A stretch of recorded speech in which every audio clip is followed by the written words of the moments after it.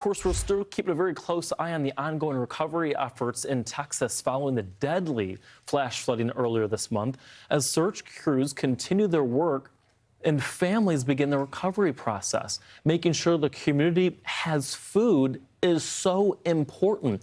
And Operation BBQ Relief has been on the ground across South Central Texas serving meals to families, first responders, and of course, recovery teams.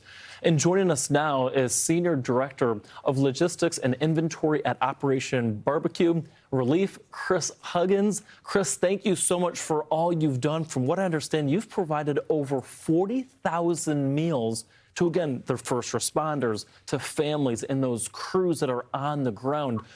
Tell me real quick, how are you and your crews doing at this moment? Because obviously this past week and a half has really been a struggle for many. So the guys on the ground, I had left the ground late last night, returned back home about 4 a.m. this morning to prepare myself for some other events. But the last couple of weeks that we've been on the ground, it's been taxing on you. It's long days, hot.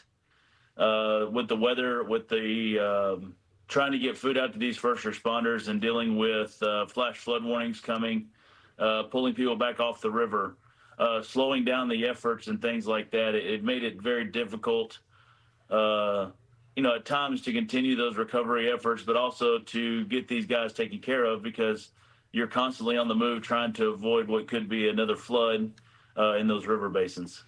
Yeah, and unfortunately, I mean, it was literally a week after the July 4th huge flood event that took place there in Kerrville. We had more demonstrative, flash flooding that was ongoing and occurring. I'm real curious here. You guys deploy around the country. Obviously, this is your 15th deployment, from what I understand. And I hate to ask this type of question, but when you look at what you've seen in the past, in previous deployments to what you've seen now, how does this compare? So in all the deployments we've seen across the country, I've been a part of several. I say several, I've been a part of a bunch since 2013. This one, I feel like the emotions are high. You have a community that's coming together in a big way. The response we're getting on the volunteer side of things, we can't do what we do without the local volunteers.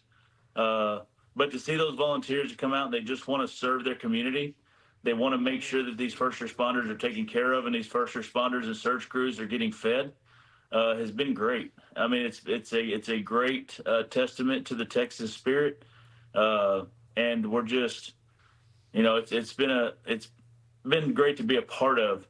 And then the amount of search crews and first responders coming from all over the world to help this community get some closure for some of these families who still have loved ones that are lost. It's just a great thing to see. Absolutely. Sometimes in moments of just, complete grief like what we're dealing with in Central Texas, it is so nice to see people rally and come together to support one another. How can we support you and your team in what you guys are doing at Operation BBQ? So we're in the middle of hurricane season. Y'all just talked about it. The tropics are heating up, and that's when we step in and go into action when these hurricanes start coming in. Two things we need. We need volunteers. Go to our website, obr.org, register to volunteer, download our app, and when these storms come up, we will push these notifications to our volunteers to sign up and come be a part of what we're doing and to help get these meals out. But also go to that website, obr.org, and make a donation, because without donations, it's hard for us to put out the tens of thousands of meals that we need to put out to first responders to make sure they're taken care of. Chris, every dollar helps. Thank you so much for your time this morning, Chris. We really appreciate that. Thank you very much. Absolutely.